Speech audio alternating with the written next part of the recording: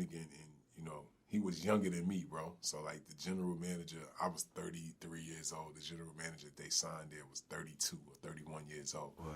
So, to be honest and just keeping it all the way real, I know way more about basketball than he did. And I don't give a fuck what nobody say. You know what I'm saying? Yeah. And now I got this guy being my allegedly boss and not allowing me to be around the team. Yeah. You know what I'm saying? Which made no sense. I'm like, you know, I've never had like a history of being a bad guy. So why wouldn't you want me around the players? You know what I'm saying? And he did everything to keep me away from the players, which I didn't like. You know what I'm saying? Wow. And so that's why I always say like that year that I was there was just like non-existent. Non-existent. You know, the coach was what's the coach name? It was non-existent. You don't even remember the coach name? What was his name? He coached in Brooklyn now. Vaughn. What is it? Oh yeah. I know you're talking about his name. Can't remember his name, but yeah, that was my coach, and even him, I'm like, you an ex-player, and you know, but once again, he ain't know he's a first-year coach. You know what I'm saying? Just taking orders. So that's I always try to forget my time in Orlando. Do you forget your time with the Wizards also? No, Wizards was cool. Why? Wizards was cool because, you know, I was able to go there. They allowed me to be a veteran leader. You know what I'm saying? We helped them get in the playoffs. You know, we had a team that we felt was a playoff team. We got started off on the wrong foot, mainly because, you know, John and Nene, you know, they had a lot of friction or whatever. But, you know, me and Trevor Ariza was able to call a meeting where we kind of allowed everybody to say what they had to say. Right. And it was like, you know, we got to fight, whatever, but let's just get it all out on the table. And that's what we did. We sat in the room for an hour and a half and pointing fingers and this and that. Clear the air. We walked out the room on the same page. Right. And sometimes that's needed, and that's why you have that veteran player. That's why you need the veteran, because I'm telling you, and it's funny because even with that, you know what I'm saying, I felt like, you know what I'm saying, I should have been treated better for doing that because we saved jobs. Right. Because Randy Whitman would have been fired after that year. You know what I'm saying? Possibly some of the front office people. Right. And it was just like what we did was kind of unnoticed. Right. Which wasn't cool. You know what I'm saying? But it is what it is, man. One thing I learned about this shit, man, is a business. Right. You know what I'm saying? And everybody's going to do whatever's good for them. You know what I'm saying? And that's why, you know, I tell these young guys, like, don't be loyal to no organization because they're not going to be loyal to you. Let's just keep it real. You know so you, when LeBron did what he did and everybody was mad at him, you were one of the people to say, you know, it's a business. Do what's good for you, bro. They're going to do what's good for them. These owners, they billionaires, and, you know what I'm saying, these front office people, you know, as soon as you can't do something for them, they're going to turn their back on you. You know what I'm saying? Right. So, and, you know, they fake it in the beginning. They act like they care. They usually have, you know, some lady who's like the liaison between you and the organization. And, you know, I would say they care, right? Because they deal with you every day. They know about your family life and all that. But it's all a front. Team mama. Yeah, it's all a front. You know what I'm saying? It's all about, you know, what have you done for me lately? Right. And, you know, if you feel like you want to go to another organization and you're going to be happy there, do it. You know, my only thing I will say is the only thing I don't like is when the guys leave, you know, 30, 40, $50 million on the table to move to another team. And the only reason why I say that is because a lot of us, you know, are first generation money, right? And at the end of the day, you know, all of us got to have family members that need stuff, right? And we always tell them, and we're always in a position where we got to tell them no and different things like that.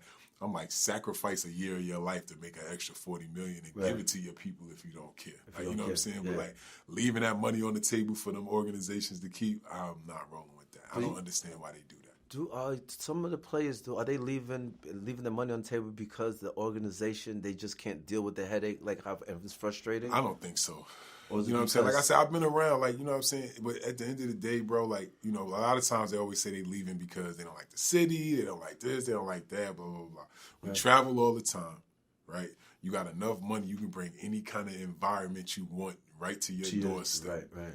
You understand what I'm saying? Like, and the teams aren't that bad. You know what I'm saying? Like, and if you're that type of star, you know what I'm saying? You're not having issues like of the 15th man. Those are the guys that are miserable. You know what I'm saying? Right. They're still catering to every and anything you want as being the dude. You understand what I'm saying? Right. So I just, like I said, that's the one thing that I just haven't been able to wrap my head around is like, you know, like I think Paul George did it best, right? Paul George, he obviously hated Oklahoma City. You know what I'm saying? Oklahoma City is not really a city like that, so I get it. You know what I'm saying? But what he did was he signed his mega extension. Right. He got all his money. Right. And then he actually get traded 12 months later. Yeah. You know what I'm saying? Now he got all his bread. You know what I'm saying? So I think that's the better way to do it than going to take a 4-year contract and leaving $40 million. I don't know. You actually missed, right, all this big payouts they're giving right now, 200, 190 million, 90 million guarantee and stuff like that. What you thought you would have been getting right now? I mean, it's funny because you got to think about it. Like when I got my first contract was $24 million. And, the Dale Davis brothers was like, damn, I wish I was a little younger. You know what I'm saying? Oh, yeah. It's part of it. Right. It's just part of it. You know what I'm saying? I'm sure Magic is saying the same thing, too, because what do you got, like $1 million a year for 25? Yeah, 20. It was like the biggest contract at the time. We was like, Magic got $1 million a year. John Havlicek and all them probably was like, damn, could you imagine? You know what I'm saying? Right. So it happens. So it just happens. It's part of it. You know what I'm saying? You can't let that get to you. Yeah, the game is growing. There's nothing you can do about it. You know what I'm saying? You just got to go have some sons. Yeah, wish the best with them. Hopefully they can recoup some of it. You went to overseas to play. How's that? Like, that was an experience. I just wasn't done hooping at the time. You know what I'm saying? And it was one of those things where I felt like I had something to prove, where I could at least show that I could still play. That the injury did not defeat me. So I went to China. After Fujian was that? Fujian. Yeah, after talking to Stephon Marbury. He convinced me that China was the play. Yeah. I went over there. As I was landing into my city, I was like, oh, I ain't going to make it. I could just tell. You're not going to do it. I was like, I ain't going to make it. So I got there, went to the hotel. I'll never forget, went to lunch. The hotel I was staying at was terrible. The lunch was terrible. I was like, all money ain't good money.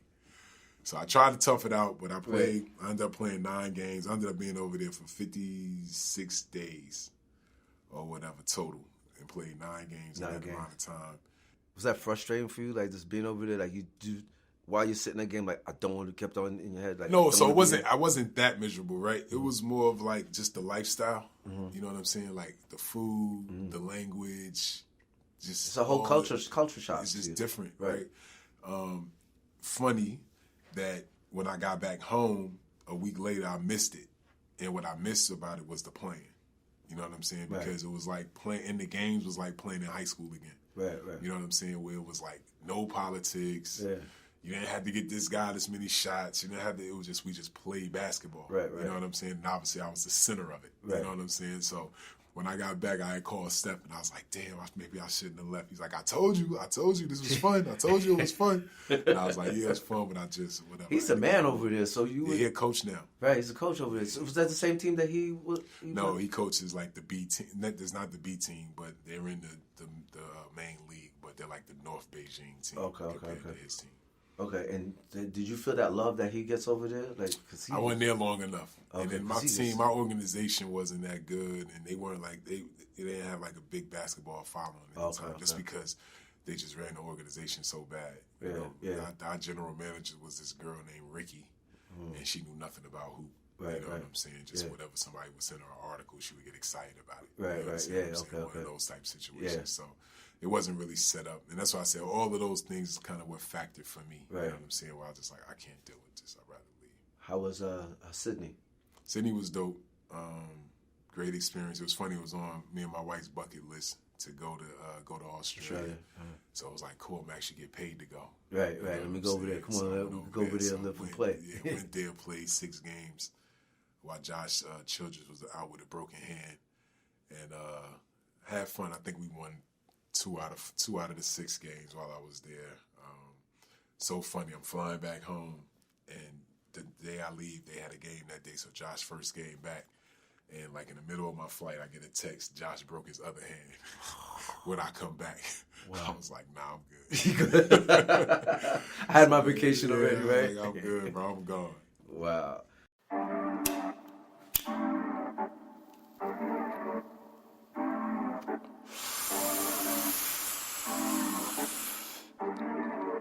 Controversy.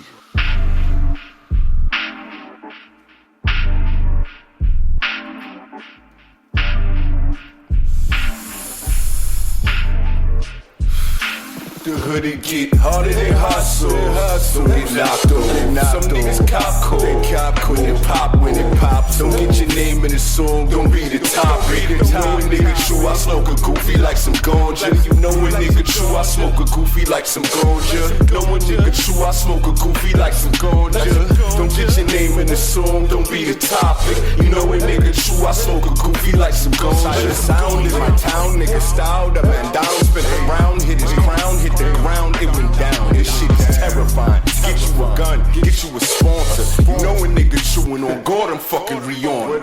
In the city, love me, these rappers, they tryin' dub me. I ain't Diddy, I ain't Puffy, I will do a nigga ugly. I done whipped it, flipped, shipped, and got it out of nothing. All my niggas throw gang signs and smile at the judge. First they shot pop, then Big Papa, nigga. Run up on me, watch your posture, nigga. Don't get your name in the song, don't be the topic. I'm focused up this year, I want all my niggas to prosper. It get harder than hustle. Don't get knocked off. Some niggas cop cold. They cop cold.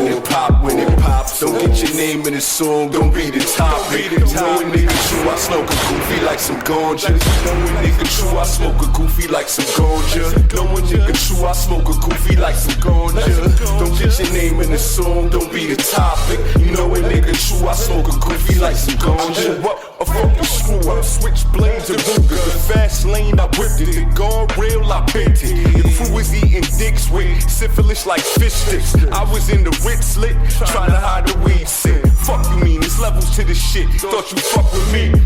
We bubbling this year, ain't a slug for free. Never shit on the rate, I spit in your face. Smoke a nigga like an eighth, that's the shit that I'm saying. Hey yo, first they shot pop, then Big Papa, nigga.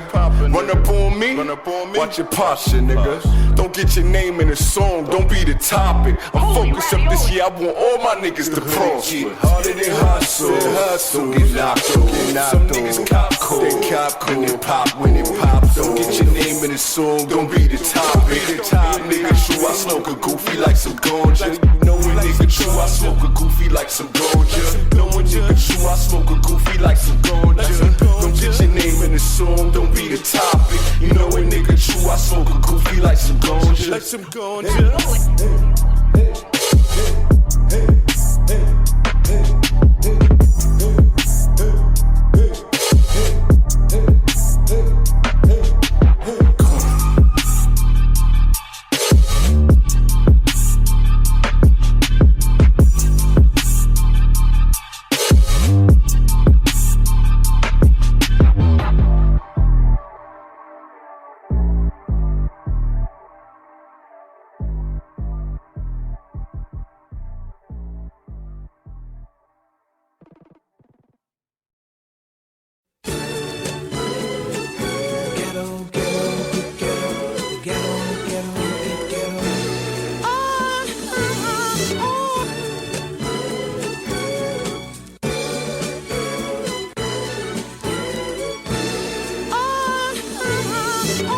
On the block, right, wasn't in my right mind. Just a young nigga, hustling, trying to get mines. Moving with the 9-double-M. Niggas like, you don't really wanna fuck with him. Yeah, young teenager, infatuated with paper. Yeah, I had to get it cause mama, she wasn't able. Black and white TV set, no cable. 40s in the fridge, chicken noodles on the table. I wasn't born with a silver spoon. Child of the ghetto, raised off a different tune. Watching Bob Barker in my living room. If the price was right, I could get you a whole living room. Yeah, that was my gutter ways, back in the gutter days, no education, but the gutter pays. Through it all, came a long way. From selling the 8, fist fights to gunplay. In the ghetto, ghetto, get ghetto, get ghetto, ghetto, get ghetto. I comes from the bottom, but now I'm on top. Ain't no stop me, yo. I comes from the ghetto, ghetto, get ghetto. J-Rock, I told you, from the niggas and Garden Projects, the hip-hop's #1 prospect. Ever since grade school, I pushed the coke like Pepsi. Try to get rid of coke, but the fiends wouldn't let me. The block wouldn't shut up. Every morning I get up, more gunshots, even more slung rocks. fat red laces in my Adidas. Throw a chain around my neck like it's Mardi Gras. And hit the block like the White Howard. Pockets full of white powder. Niggas hated me in the hood. I call it white power. Hit the spot, ghetto boys in the boombox. From the porch to stuffing hundreds in my shoebox. I trashed the Air Max, crashed the red lack. Hit a pole out of control, left it on Fairfax. Picture me riding through the hood with my chair back. Money on my mind like a Cincinnati Reds hat. The city is mine, swear by it. Been way too quiet, but I'm back and I'm about to start a fire.